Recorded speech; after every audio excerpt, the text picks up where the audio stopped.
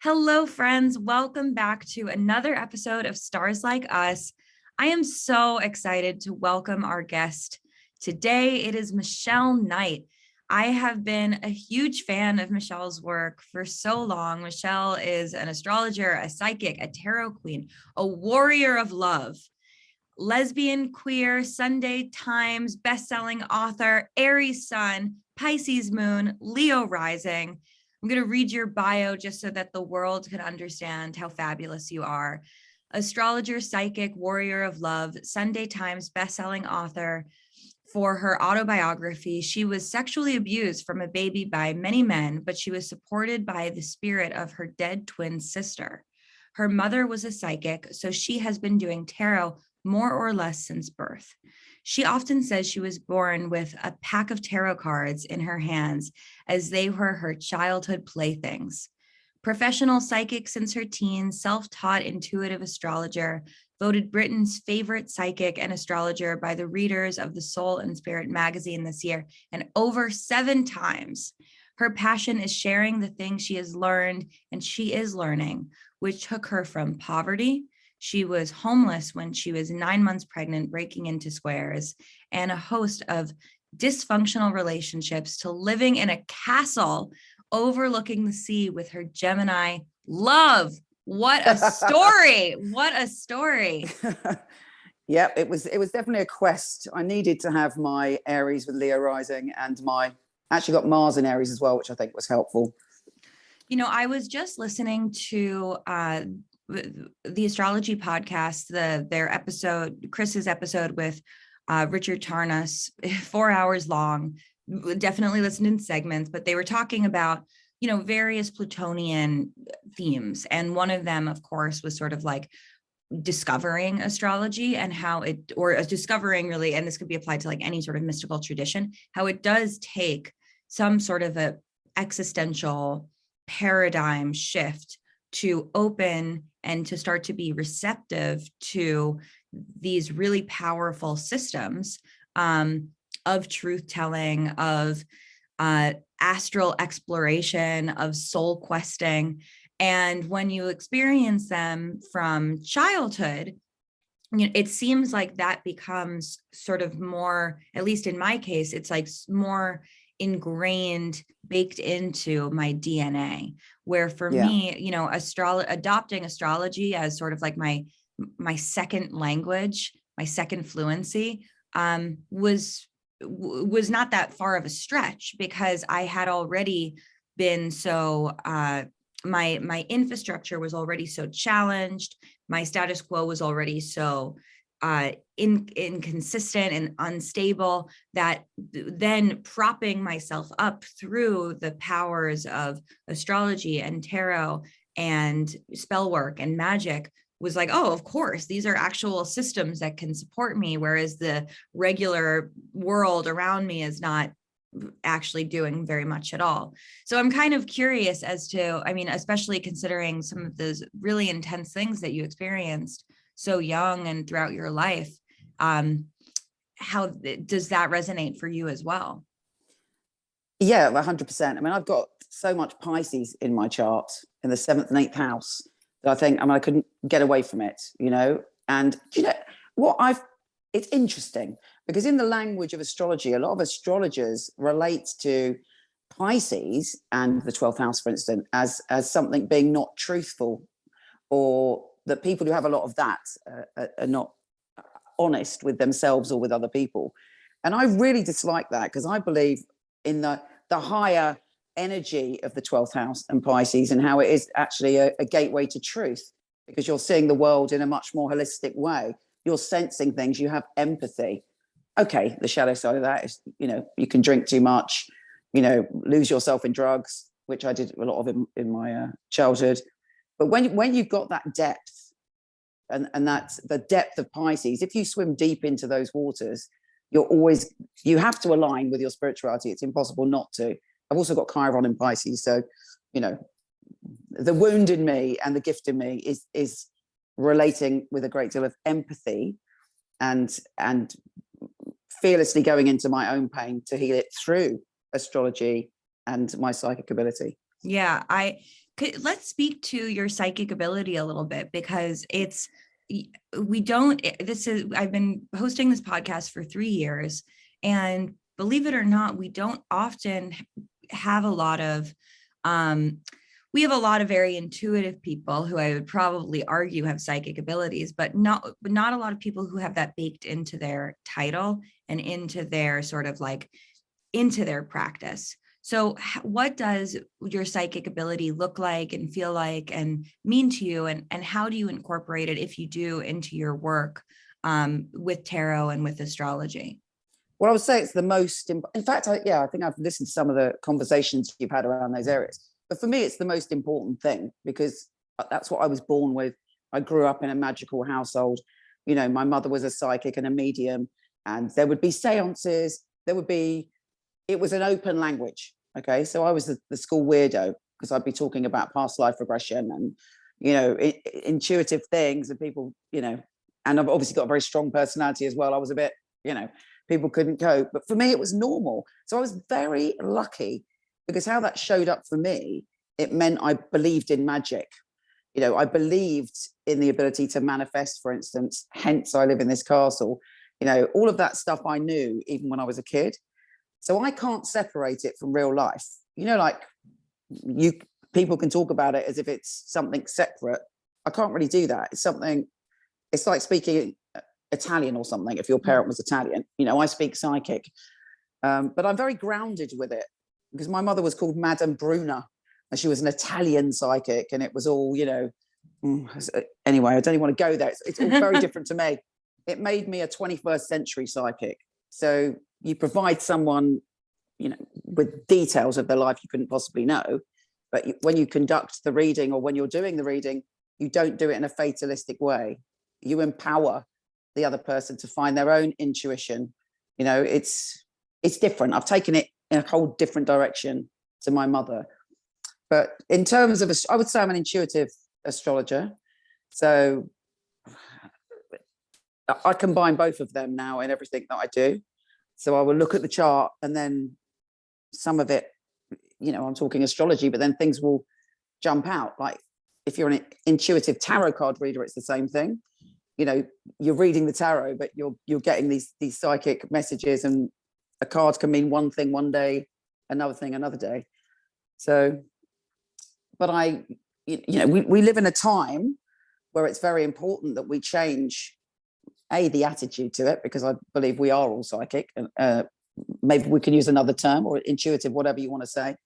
And it saved my life, and it time and time again. So it's something I'm extremely proud of. And I believe, as I say, it's just a part of me. Yeah, I feel the same way. I'm very sort of, you know, I am psychic. I often call other people. I like call people out as psychic when they haven't found that terminology, which I have to get better at, because I don't want to out people as psychic if they're not comfortable sort of adopting that for themselves yet. But I do believe that everybody has extrasensory abilities. And as another intuitive practitioner, I see that in people's charts, and people ask, you know, is there something that is, are there specific signatures that allow you to see that? And it's sort of a yes and no. I mean, obviously, if someone has a lot of water energy, a lot of 12th house, a lot of 8th house, you know, even a lot of 4th house, a lot of planets in the water houses, it stands out to me, a lot of planets in water signs. But then there's also sometimes none of those typical signatures. And I can still even just sense it and feel it and tell based on the aspects and the way that the chart sort of illuminates and speaks to me. But that's because of being an intuitive astrologer, and not everything that I can do in my work reading a chart is something that I can translate to, this is that practice. This is how to do it.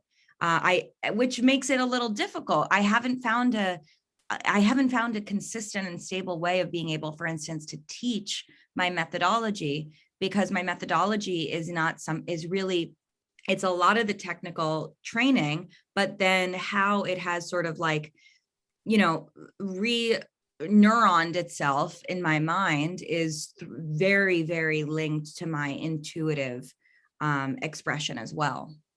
And it's a survival. I think also if you've had traumatic experiences, that ancient part of our DNA awakens and gives us this gift to help us survive. That's how I would explain it. Yes. But also everybody has got it. Like, you know, everybody can do a lot of things, but not everybody's going to be world class in everything. You know, it doesn't. We have the ability, but some people are naturally, you know, just have it a bit more, or are less cynical about it. Because I think that's half the problem. If people are cynical and don't trust it, in fact, that's one thing I'm very big on teaching. How if we all trusted our intuition, our life would be completely transformed right there. You know, but people tend to, you know, have that fight between their gut instinct, their intellect, and their heart. And it's about bringing those three things together.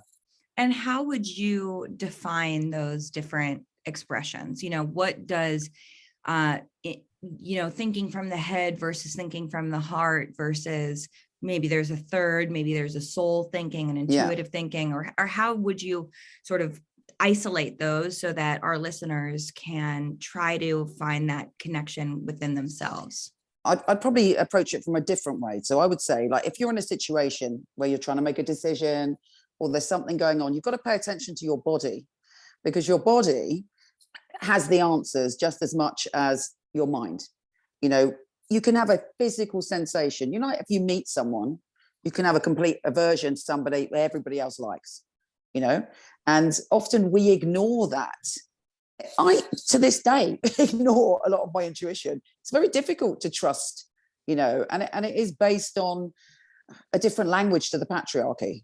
You know, it's a different and valid language.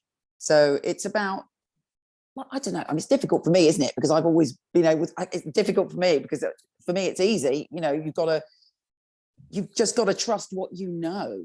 So it's coming from a place of knowing, not intellectualizing, not, you know, going around and around in your mind. Does that make sense? I mean, how would you explain it? Well, I've sort of reduced it to trying to communicate the difference between anxiety and intuition, because I find that a lot of the time people are afraid to listen to their intuition because they're conflating it with their anxious thoughts. And that I have been able to come up with some language around to identify and to sort of isolate how those are different. Whereas anxiety is gets triggered by something, it's a reaction to something, and it also sort of spirals. It gets louder and it changes shape. Yeah, exactly. It like changes. What goes from like, oh, this person didn't call me back to, oh, I haven't heard from this person in 2 hours. Oh, is this person in a car? Oh, did this person get in a car accident? Oh, is this person on the side of the road dead? Like that's the spiral of anxiety because it got triggered by not hearing from someone. Intuition isn't going to get, nothing is going to prompt intuition. Intuition just happens. It doesn't have strong emotions attached to it. It's very clear. It doesn't sort of build and scale on itself. If you have an intuitive thought, you can then work with tarot or astrology or some other like mystical practice to try to extract more information from it. But on its own, an intuitive ping is not going to mount. It's just going to sort of, you know, it's going to deliver itself as whole and then invite you to continue to unpack it and work with it. I love that. That is genius. Yeah. I mean, because, wow. but anxiety, the fucked up thing about anxiety is that it actually mimics intuition, where in your mind during an anxious episode, you'll say, oh, I know it. I feel it. I feel it in every bone of my body. Like anxiety is that bitch, you know, like anxiety pretends to be intuition, which I think could make then people feel afraid of their intuition, because if their intuition speaks to them in such hostile and aggressive and scary and like nefarious ways, then we're like, oh, I don't want to touch that because that's only going to tell me bad things. But intuition is neutral, there's no morality attached to it. So it could be your intuition is like, this isn't a good project for you to get involved in. It could be like, your intuition is like, this person is going to end up being a really meaningful figure in your life, but those feelings are not going to be elevated and escalated and over the top to begin with. Yeah, because even that can turn into fantasy. You've got to be careful not any escalation. Yes. Escalation. Like, you meet someone, you like someone, and then people can, in their mind, they're married, they've got kids or whatever. They've gone through the whole relationship in the first 2 minutes. And again, that's not intuition. And people can sometimes mistake the imagination for intuition. And of course, intuitives and psychically sensitive people are more prone to anxiety, actually, and having all of those, because they're open, they feel everything. So it's about learning, you're right, to manage that, to become the conductor of the orchestra of all of your skills and fears and everything else, and bring it together. Yeah. And I think in a lot of ways, like, most of, if not all of my abilities on the non-technical side originated from survival. They were ways that I was able to, as the deepest expressions of my spirituality have to do with, manifestation, which is sort of the mainstream way of saying I'm a witch, and when you're a witch, it's like you are using your rituals and your practices and your energy sources to help get you out of danger or help protect yourself or help other people protect themselves. And that, in my childhood of chaos was what I had to work with, So a lot of my skills originated from these places that were really quite emotionally fraught. So as I've gotten older and this has become my professional work, also separating, wait, am I getting triggered, right? Is my desire to want to manifest or do something or to intuit, to be an empath in this situation, coming from a grounded adult professional place? Or is it coming from that same well within me that was needing to survive and using these skills in order to do so? So I also think that that's something, it's kind of a little bit of a thorny topic, because I know that it does, a lot of people who are interested in this will relate to having experience some sort of either chaotic environment growing up or then having some sort of an existential crisis. Hence why they're like, I should start looking into astrology. I should start looking into tarot. I should start looking into these other modalities because I'm going through a tough time. But the key to that, which anybody with a lot of Pisces in their chart will be able to tell you, hopefully, is boundaries. It took me a long time to learn boundaries because I was just available to everybody in pain. Potentially because nobody, looked after me. I was very aware if someone was in pain. I showed up, and I showed up too much. I had no boundaries, burnt myself out because I felt, that's what I had to do. And that was, I don't know, I'm 55 now. So I've been on this journey a long time, and it's a never ending learning journey. But if I could give a wise woman they's advice, I would say, boundaries, check your boundaries, work on your boundaries, find your healthy boundaries, and that will save you a whole load of shit in life. And it will enhance your life tremendously. I stumbled upon this incredible quote, and I don't know who the attribution is for it, but the quote is, boundaries are the distance between my ability to love you and love myself. And I thought that was so poignant and powerful, because I 130 bazillion% agree is that the only way to keep yourself safe in this work, when you are working with people, when you're not working with people, even if you're not doing this work, is through boundaries. And that's the kindest thing that you could practice, which then leads me to one of our questions submitted by a listener. So for listeners, we have a new format on Stars Like Us this is the first episode that we are going to be implementing it, which is that on our new Instagram page for this podcast, which is starslikeus.pod, I'm going to be posting posts with the expertise of my upcoming guests, and listeners are invited to drop their questions in the comments, and my guest and I will answer them together. So I have some questions that I am going to ask Michele that are submitted by you guys as listeners. And one of them is, how do you protect your energy when doing a reading? So that is the question. It feels very, very tank, which means there are no coincidences. It feels very tank for our conversation. So Michele, what does that mean to you? How do you protect your energy when doing a reading? Well, as an intuitive, walking around intuitively all the time. So my energy it comes out when I do the reading. I visualize a golden light around myself. I feel protected. That's the other key thing.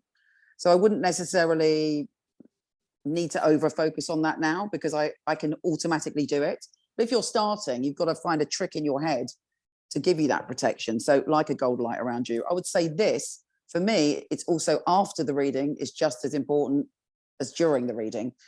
So if I've had a heavy day doing readings, I will have a saltwater bath, I will cleanse my aura, I will do things to seal myself down, to ground myself, so that's that energy done, and other people's energy isn't seeping into your being.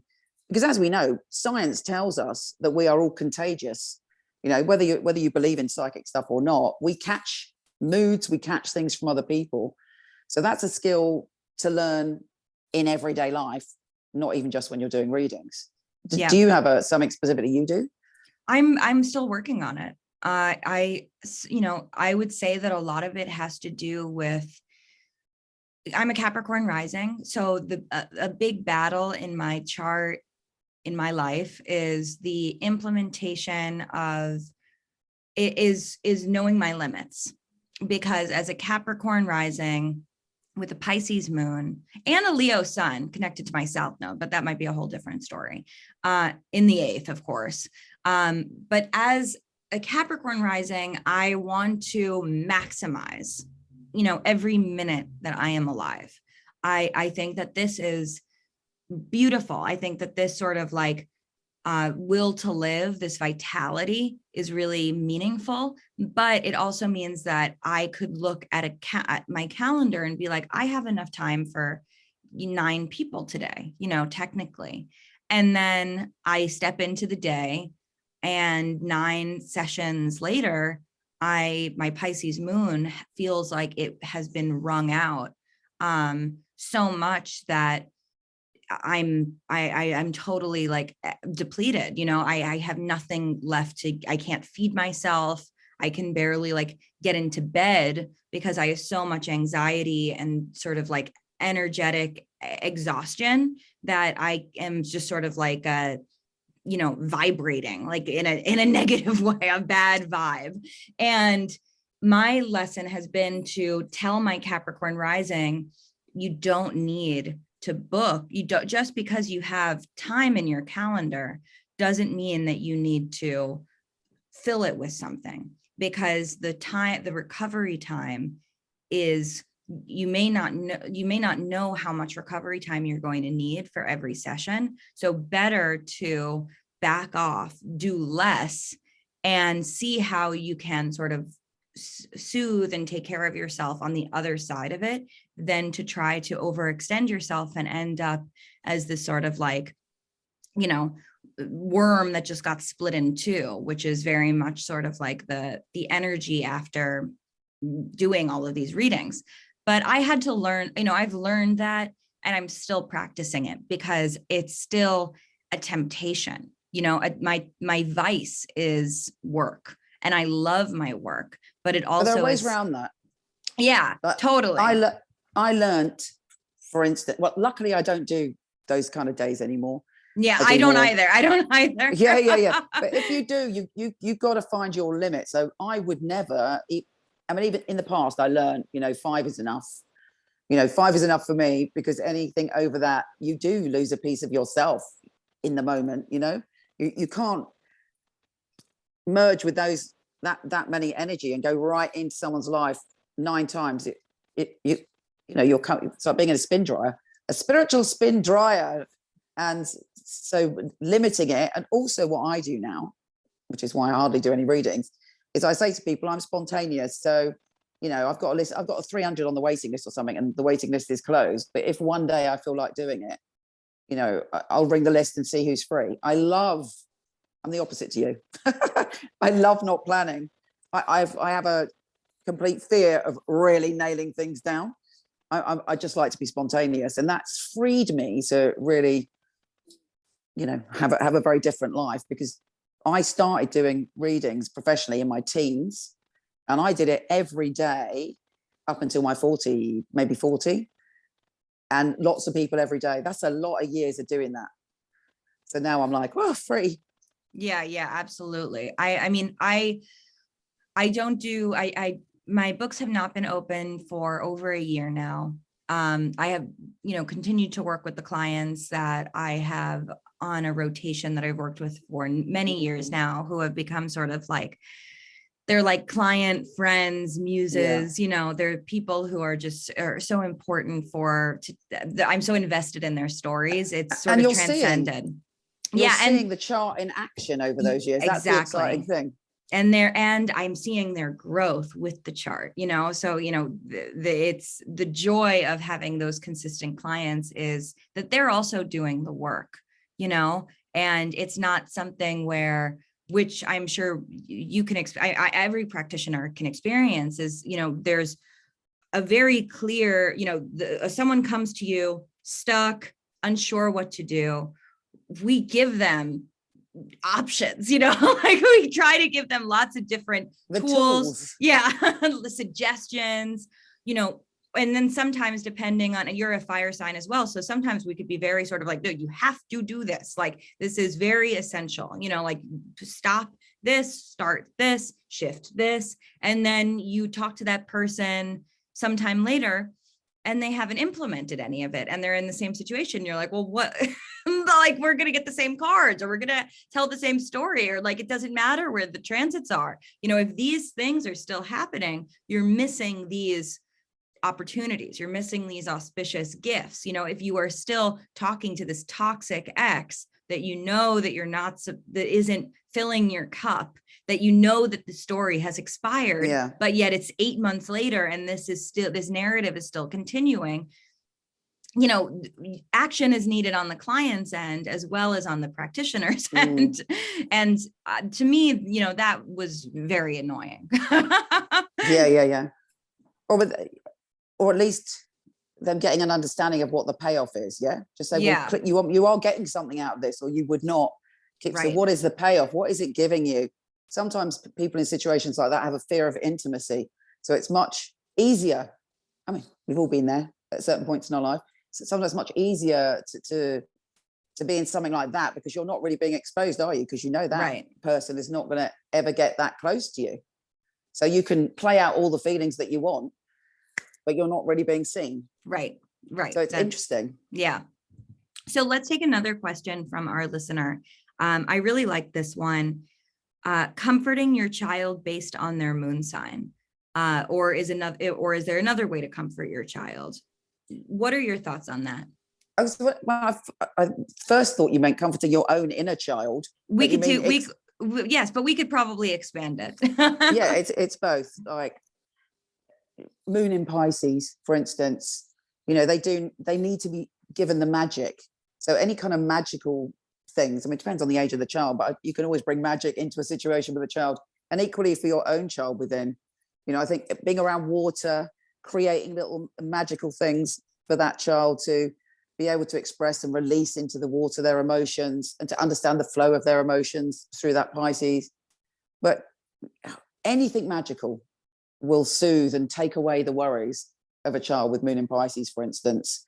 What about you? Name some moons and well, what I you think it's interesting because our moon reflects how we needed to be nurtured, and also where we weren't nurtured in tandem.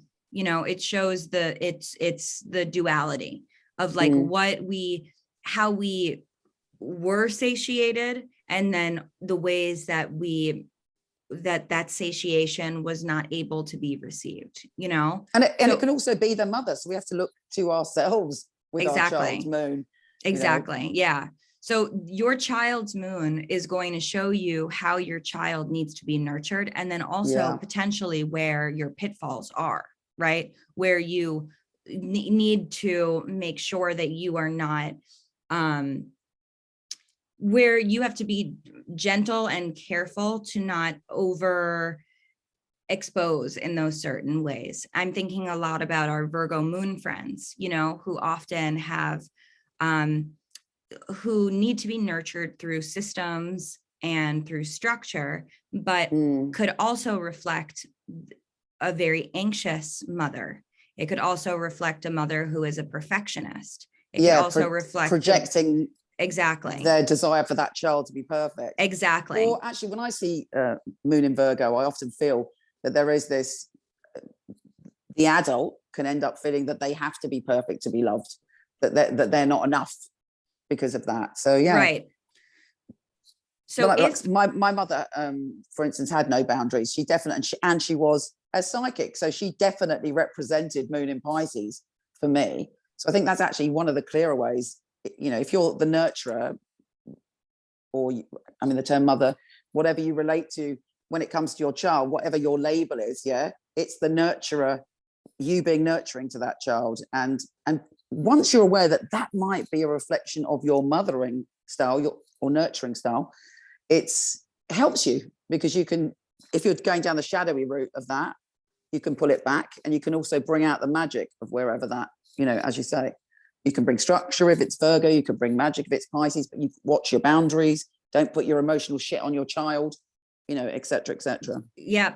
And I'm, as a fellow Pisces moon, my mom is an artist. She's a songwriter. You know, I grew up with amazing, like, you know, and she's a witch. So I grew up with magic and psychic stuff and creativity and art and song. And, you know, it was very Piscean. But my mom also, you know, struggled with addiction, and she had also no boundaries, and her depression would become the largest, would consume the entire apartment, you know? So it was all of the sides of Pisces that I experienced in my childhood. So I think but look where you get comfort. You get comfort through your spirituality, through magic. So it's amazing. It's amazing. It's why we love astrology, because it's amazing. It's amazing. Right. And then you reach these moments where you're just like, there's too many things linked, and it's too fabulous to even try. You know, it's just, that's the magic of it, is that it speaks volumes to these truths. But I think that if, you know, this listener has a child and is interested in nurturing their child based on astrology, being receptive and sensitive to the plus and minuses of their own moon sign, as well as what the plus and minuses of their child's moon sign could be, are going to help create that fusion, and understanding sort of like, well, what can I support this child in? And then where also can I back off to make sure that this child isn't feeling, you know, that the negative or more problematic aspects of this moon sign are getting too much attention. What was your mother's moon sign? Pisces. Oh, wow. Yeah. So swimming and drowning all at the same time. Yeah, exactly. Exactly. I still have a little bit of with anybody that's got my mother's moon sign, it scares me a little bit, because my mother had moon in Capricorn, which I felt that she could never really feel me, or, you know, but whenever anybody's got moon in Capricorn, in my practice and what I've seen, people born with moon in Capricorn were born with an added layer of protection, and because they had to be responsible for something very young, whatever it is, and they were born protected. Very interesting. Yeah. And isn't it interesting the way, I bet a lot of people come to you with significant, you know, planets and things that our people close to us have to help us learn and evolve. It's all a mutually evolving situation. Yes. And it's exactly why when someone, and, obviously people who are more comfortable with this material wouldn't say things like this, but in early stages of someone's interest, will be like, oh, I hate Cancers, I hate Aquarius, like I can't stand the sign. And obviously, only to discover that we have all of the signs within us. And guess what? They'll show up. Yeah, somebody right. with 5-6 planets in Scorpio will rock up into their life as soon as they say that. Yeah, totally. Absolutely. And that's to teach a lesson. It's not just to write that person off at face value. It's to recognize that these are things that exist within us, and the qualities that we might find, if we define them through the archetypes of astrology, challenging in others, are often things that we need to really look at in ourselves. It's a mirror. Yeah. But actually, funnily enough, Colin's got Moon in Capricorn. I've never met such a nurturing, wondrous, amazing, loving being. So So for our listeners, I bet you've got one. Don't know if you'll tell us, but I bet you've got one that makes you go a little bit. There's always something. That's the only one with me. But I think obviously it's deeply ingrained in unhealed mother issues. It's not, and actually, I completely open my arms to Colin and instantly love him. So, but it's definitely, I always do a double take if someone says they've got Moon in Capricorn. Well, I would say that I'm a little scared of Venus Virgo because I had a really toxic relationship where the dude was a Venus Virgo, and I really saw that manifest in his life and his sort of Madonna whoring of people. Yes, I was about to say. Yeah. The virgin and the whore in themselves and projecting that onto others. Yeah, he was, I would say also probably had like clinical personality disorders. I would guess narcissism, but he was a really extreme case. But that definitely, discovering that in his chart and seeing how it manifested in such an ugly way in his chart made me nervous, but not so much like when I am working with women or femme identifying people, it's like less so. It's mostly with like cis het men. If I see Venus Virgo, I'm like, just be careful with this placement, because I have but they could show up. Sorry. Because I have some like around it. Yeah. But then, and I think I can see this with Colin as well. It's like it could be service to other people, Moon in Capricorn. It can be commitment. It can be, commitment to emotions, and that commitment being they take their emotions seriously. So obviously everything can show up in different ways. Yes. And I love Virgo, because the word virgin used to mean free woman, and it came from the Vestal virgins, who once they did their time being a Vestal virgin, they were one of the few women that could be free, and the actual translation is belonging to no man. So I have a lot of fondness for language and how seeing things differently like that can be very liberating. Yeah, I love that. To be sort of, Vesta is one of my favorite asteroids. I don't know if you work with the asteroids at all, but I love, Vesta is a profound spiritual genius, and it is linked to the Vestal virgins, and who didn't have that in the ancient Greco-Roman world, were sort of, they were liberated from not being able, from the patriarchy. They could have their own experience, they can have their own study, they could have their own philosophy and academia independently from the patriarchal society, which is, but they had to keep that damn fire alive. But they did have one very important responsibility. Do not let that fire go out, ladies.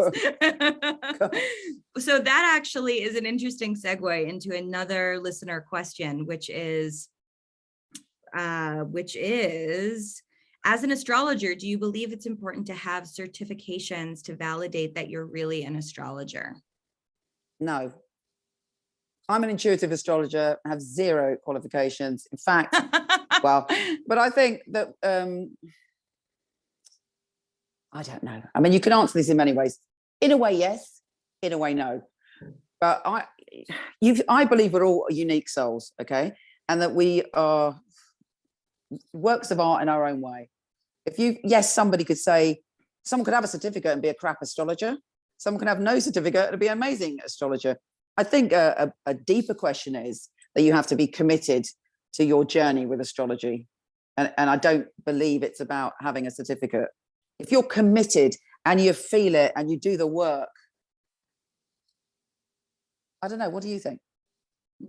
I mean, it's complicated because I don't have one. But and I don't have one because I also am like, I'm a punk in my heart. I don't like institutions. I don't want to abide by the codes of an institution, especially an astrology institution where it's like, who the fuck are you guys? Like, no, who would tell me what to do in this practice, But at the same time, I can only speak to my own, but I have a very strong ethical compass. I feel I'm very aware of knowing when of understanding how dangerous astrology and tarot can be if it is not applied ethically and responsibly. But you know what? A certificate isn't going to give you that. Yes. And you know what? You could have a certificate and then you could be, on a dodgy path and doing dodgy things. The certificate doesn't necessarily mean anything. Right. But you're right. Words are power. And you know what? We are all naturally superstitious, from the dawn of civilization. So even a cynic who says they don't believe in any of it, they're going to take on what you say. So words are spells when it comes to astrology and tarot and everything else. And you can empower or you can really do massive damage. So yes, it is important to really work on that and maybe even have a, mentor that you can talk things through with rather than have a certificate. Tarot is a great passion for me. I've just completed my deck. It's taken me 2 years and it's been the most wonderful experience. Terrifying to deliver something out into the world. I expect you felt that with your amazing book, by the way, which I'm going to do a review on because I was blown away by it. Thank you. And,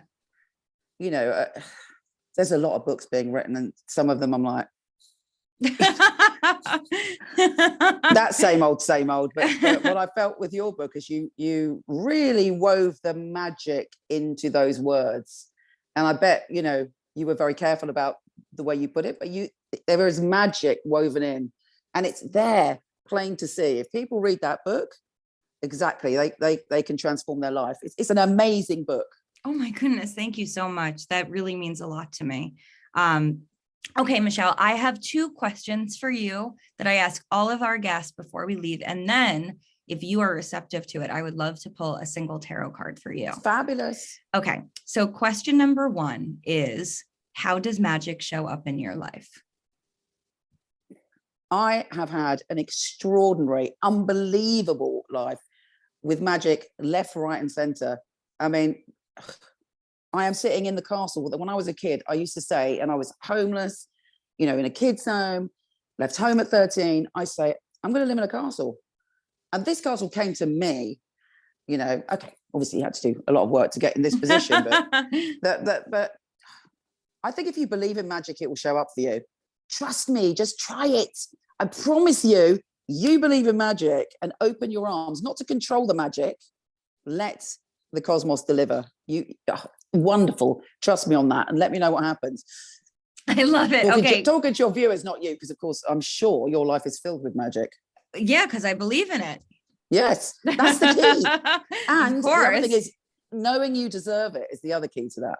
Totally. And knowing absolutely. It's possible. Yes, absolutely. Question number 2 is, what do you believe in? I believe that we are all shards of something bigger, but our job is to express our unique soul. And by expressing our unique soul, we evolve the whole. We're all deeply connected, but our unique soul is for me, I think it's our mission in life. Now, being a unique soul doesn't mean you have to do something far out, but it means embracing who you are. Guess how you can do that? Look at your astrology chart, which is your soul map to all things fabulous. And with that map, and you know that this is a magical map, because I still look at my chart and see something I haven't seen. I've looked at my chart, you know, how many times in 45 years or however long we're doing it. It's a magical map. It really is. Do you still see new things in your chart? Oh, all the time. All the time. It blows my mind. Yeah. It is. Well, maybe it's the wrong thing to say at the moment, but it is, you know, it's a fairy tale of wonder. It is something that will constantly surprise you. Yeah, it's, you know, I really believe that you'll know what you need to know when you need to know it.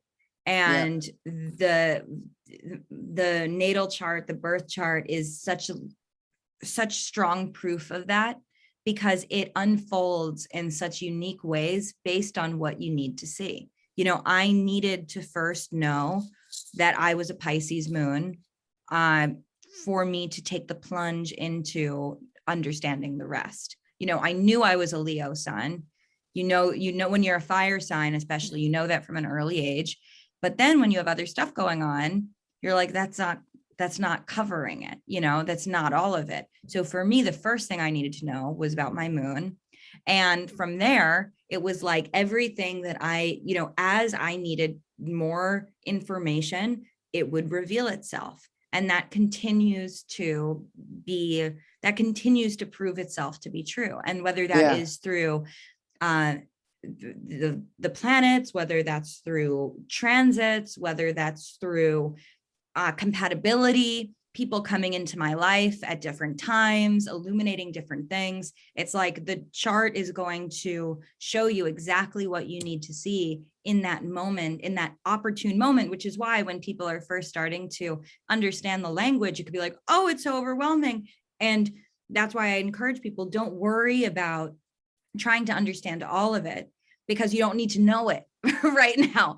What you need to know is going to rise and come to the surface. And that is what is going to usher you in to the rest of the experience. Yeah, super exciting. But I'm sure the majority of your listeners have looked at their chart, but you know, go and have another look now. I bet you'll go and have another look. Yeah, that's the invitation, is open up that chart. Don't, do they? They just look at it and they think they know it. No, there are so many mysteries to be revealed. It's true. And there's all of the degrees, and then there's minutes, and it's just this constantly unfolding, beautiful. I mean, to me, it's really it's organic. It's nature. Yeah. You know, it moves with seasons. It's absolutely extraordinary. Okay, Michele. So the way that my deck works best, as I'm sure you will understand, is it does best with questions. When we don't have a question, it could get kind of bitchy and give us a nebulous answer that we're like, why the fuck would this come up? So my question for you is there a question that I can help by pulling a single card with today? Yes. Something extraordinary. You still there? Yes. Oh, something extraordinary is coming up in my life, which is I know it's going to test me to my limits, because it's something very different.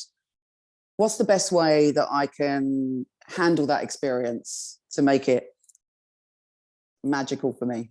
Perfect. I mean, obviously, that's a great question because you know how to ask a good question. We could have a whole episode on how do you ask good questions. Yeah.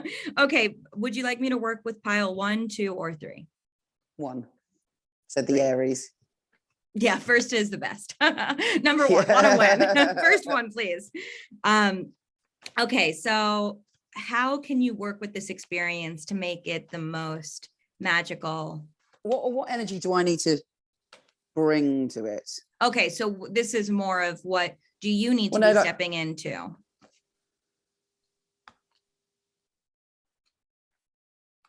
I think just pull it. I'm going to know what it means. You'll know what it means. I can't do that. I'm a Capricorn Rising. Let's go free range. Okay, I'm going to be pulling on behalf of what is the energy that we need to know. Does that sound good? Yes. Okay, good. What is the energy we need to know to make this the most abundant and auspicious and delightful For all experience? involved. Yes, for all involved parties, all encompassing. Here we go. Yeah. Okay, Michele, I'm going to need you to tarot this with me because we got this bad boy. Great. That's funny enough, exactly how I feel. And I also know the answer to that, because if you look at that card from, you see these people that are, walking right past the sanctuary. The sanctuary is there. It's going to be okay. Don't lose yourself in the snow, Michele Knight. No, sanctuary is there. What would you say? There it is. So, this is one of those cards that I think, we get default. There's fear of the death card. There's fear of the tower card. But this is one of the 5 of Pentacles is an interesting card because it is definitely one of, in this deck, in this classic deck, iconographically, it is, intense. What we have these two people in tatters in the middle of a snowstorm, just in destitute. But we often don't think about this beautiful stained glass motif, which is also like where the message of the card is. You always have to look at the card. Where is the message, right? And these are the 5 of Pentacles here is in the opportunity that is being exactly like overlooked, right? So when I see this card, I often think of needing to shift a perspective. I think of it being the 5 as being the halfway point in the story and needing to make a choice of, do you continue to sort of have and obviously like scarcity comes to mind a lot with this card. Like, is there trauma coming up of scarcity thinking, of feeling like, how am I going to do this? I'm overwhelmed. I've been here before. It was a disaster. I failed. Like, I don't want this to happen again. And then in that, overlooking the shelter, overlooking the safety and the security and the warmth and that glow of what is going on in the interior. You know what I mean? Yeah. How do you interpret it? I can relate to that in my own situation, but normally for a client, I say the same thing. It's like, God, you got so used to this feeling, and I say it can be financial poverty, but also be emotional poverty. You're feeling out in the cold, but actually just look up. There is sanctuary, there is hope, there is support there. So see the support, focus on the support and the warmth, because there's a warm feeling coming from there. Definitely. And don't sort of focus on, trudging through this experience, feeling, it's going to be bad. So this is a card of hope. This is a card that there is the sanctuary. So it's a good card. It is. And it's definitely a card that also means, there's more to the story that needs to be revealed. That there's still a lot more details and there's a lot more negotiation to take place before the outcome is clarified. And how badly do I want another card now, Aliza? Keep them going. I know, that's the hit. Thanks for that one card. I know that's a trick. If we got a major card, we would have been like, okay, bye. But those minor cards are always like, go on. The 5 of Pentacles. I'm rushing to my deck as we speak. Well, Michele, where can we find you and connect with you and continue to have to discover your work and all of the magical, amazing things that you do? Okay. Instagram at Michele Knight, Michele with 1 L, Michele, michelleknight.com and horoscope.co.uk. Love it. But I give so much free stuff as well. There's free synastries, there's free charts, there's free tarot readings. I love to give. So there's plenty for people to feast upon should they want to. Delicious. Everyone grab your cutlery and dive in. Thank you so much, Michele. This was such a pleasure. You're incredible. And it's been a complete honor for me.